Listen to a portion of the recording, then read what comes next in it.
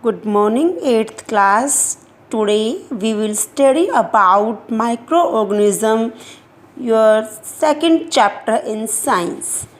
There are many kinds of living things in and around us. आपके चारों ओर environment में बहुत सारी जीवित रहने वाली चीज़ें हैं. Some are large, some are small and other are very small. कुछ बड़ी हैं, कुछ छोटी है, कुछ बहुत ज़्यादा छोटी हैं. These organisms differ in their size, shape and colors.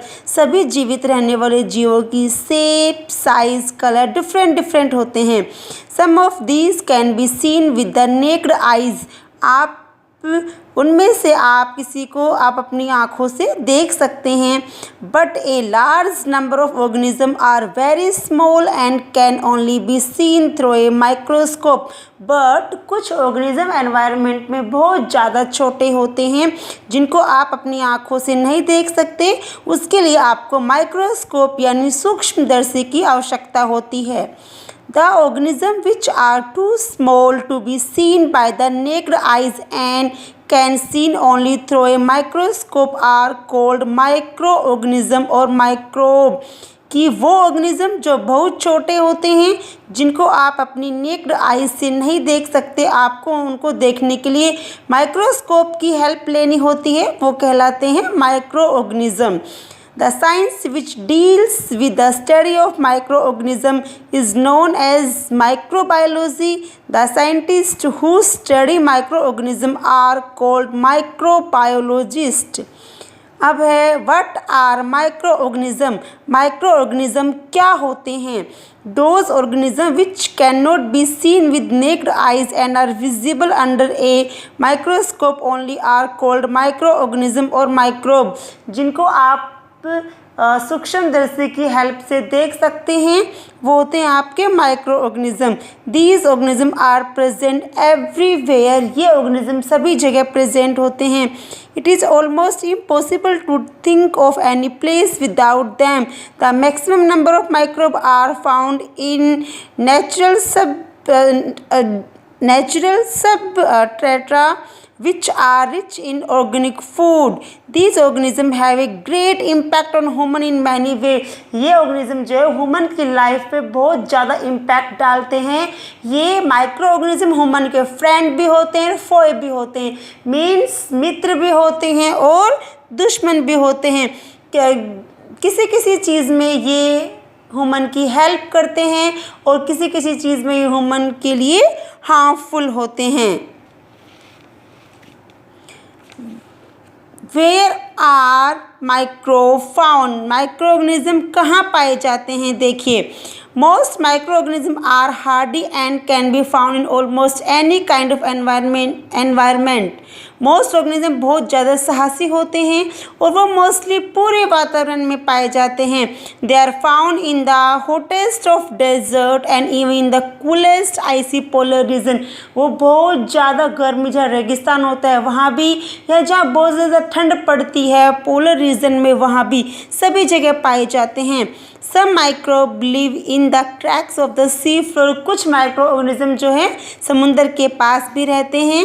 सब microorganism can even survive a volcanic eruption means Jwalamukhi.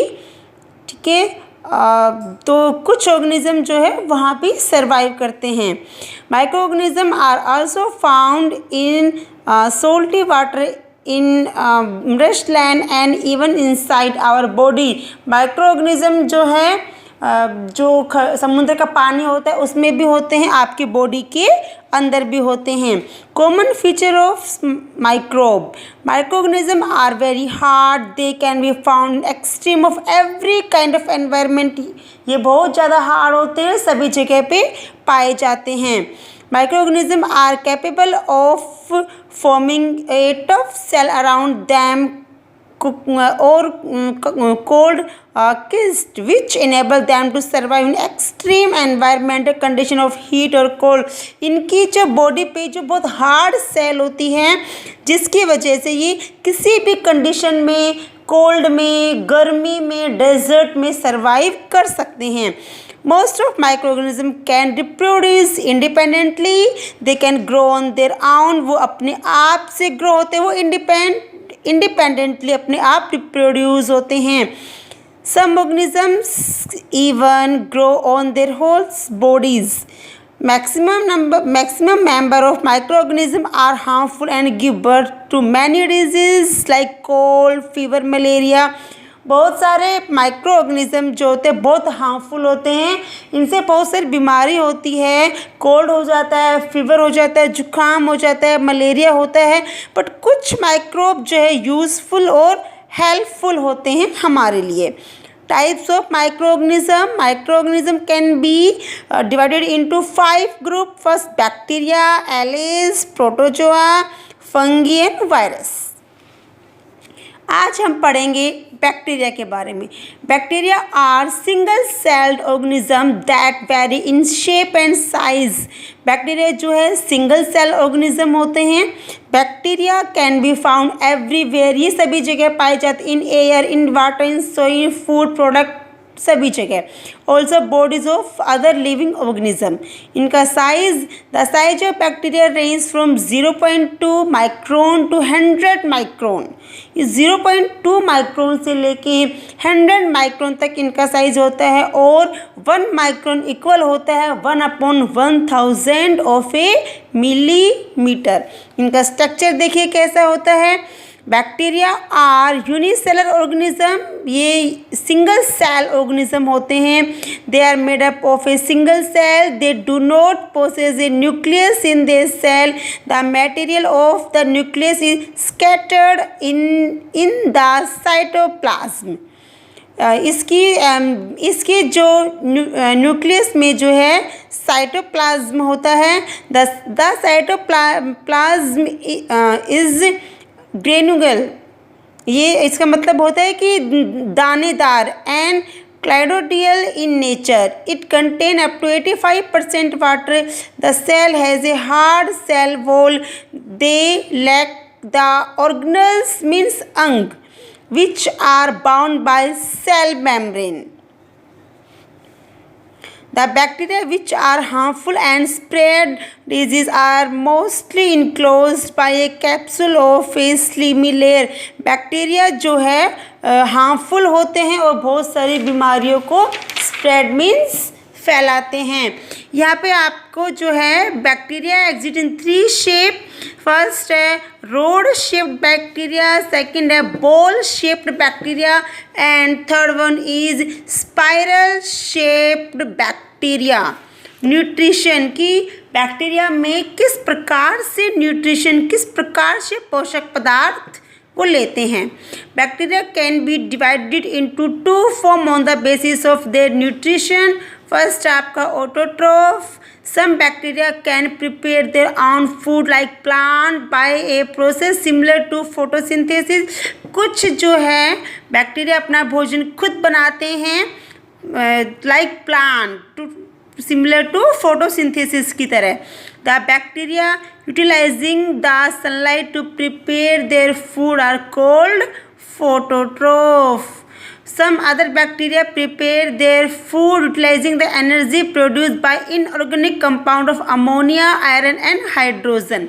Second है heterotrophs. Bacteria depending on the food prepared by other organism are called heterotroph. वो bacteria जो depend होते हैं अपने भोजन के लिए दूसरे जानवरों पर कहलाते हैं heterotroph. They get food from living organism or from the dead bodies of living organism. वे अपना भोजन प्राप्त करते हैं दूसरे जीवित रहने वाले जीवों से या जो जीव मर जाते हैं उनसे. They can be पैरासिटिक और सैप्रोफाइटिक. आप उसको पैरासिटिक और सैप्रोफाइटिक भी बोल सकते हैं. Most of the bacteria use oxygen to break down the complex food particle to get energy for their growth.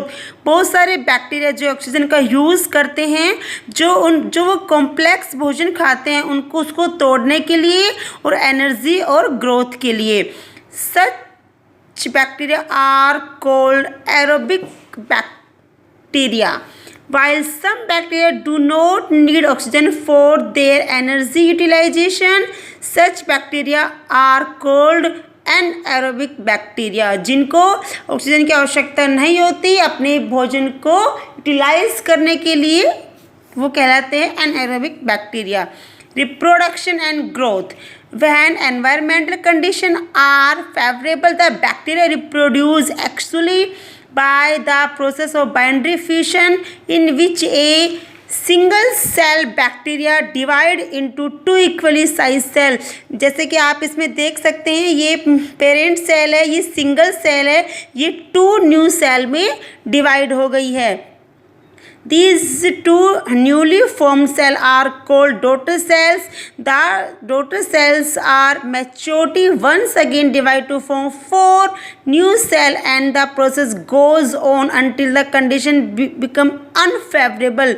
The rate of reproduction in bacteria is very fast under favorable condition, और इस bacteria की जो reproduce करने की जो क्षमता है वो बहुत ज़्यादा फास्ट होती है।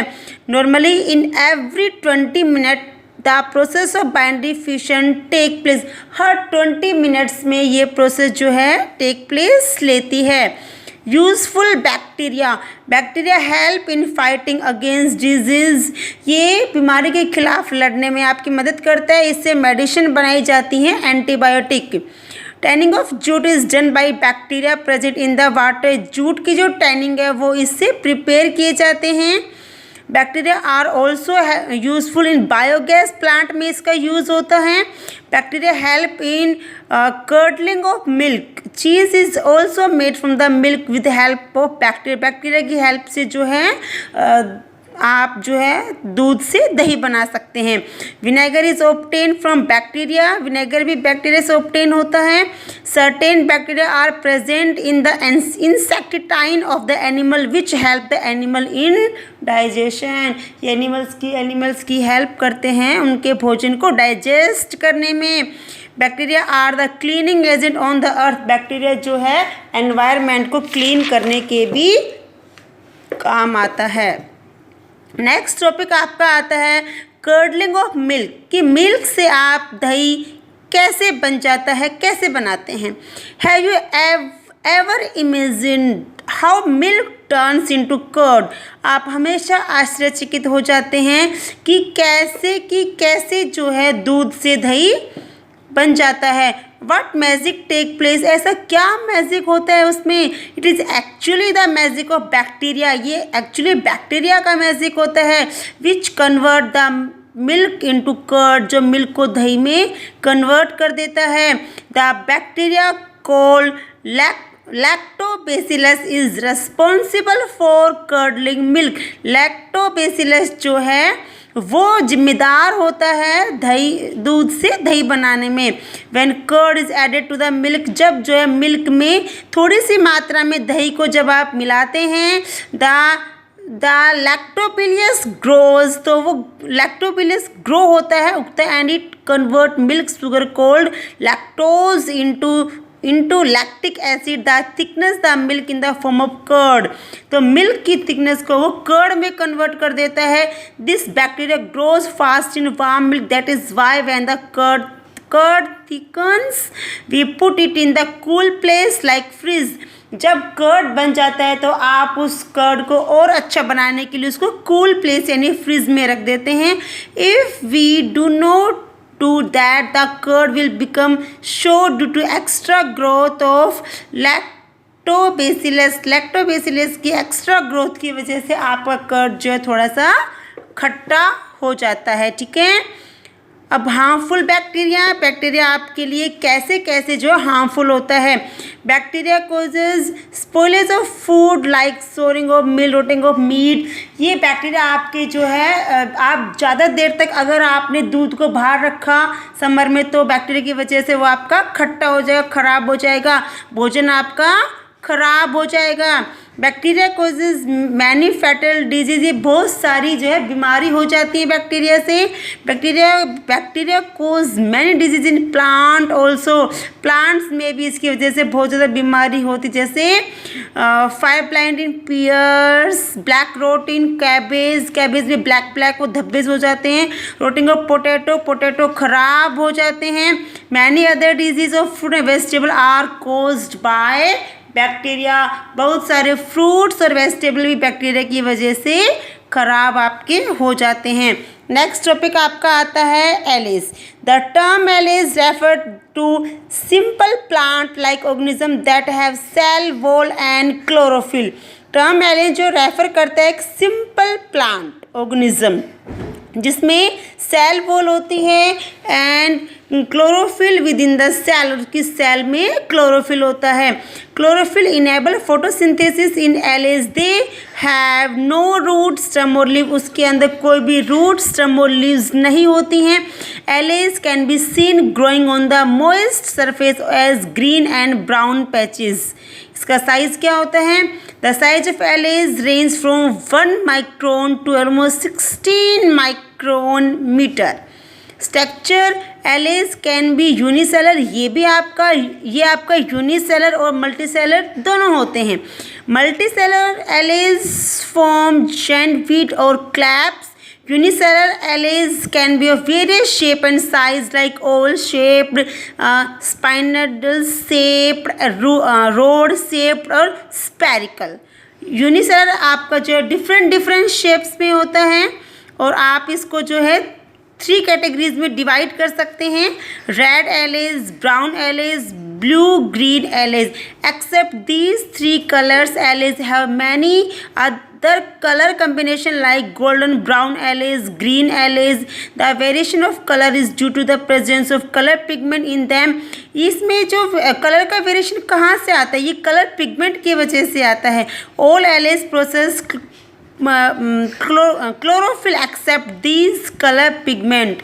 I hope you all are well understand. If you have any problem then ask me. Thank you so much.